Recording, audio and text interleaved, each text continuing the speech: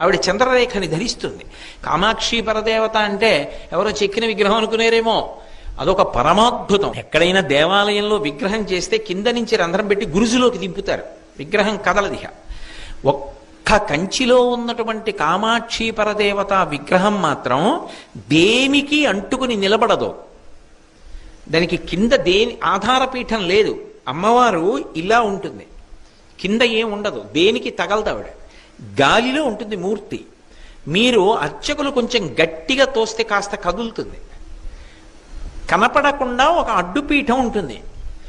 అది ఒకప్పుడు ఏమైందంటే ఆలయానికి కుంభాభిషేకం చేస్తున్నప్పుడు ఇప్పుడు ఉన్న కంచికామకోటి పీఠాధిపతులు జయేంద్ర సరస్వతి మహాస్వామి వారు ఆ పలక తీసి చూడండి అన్నారు. ఏమి లేదు, అమ్మవారు ఆధారం లేకుండా ఉంది, ఇలా గాలిలో తేలుతోంది విగ్రహం. ఆయన చూసి ఆశ్చర్యపోయి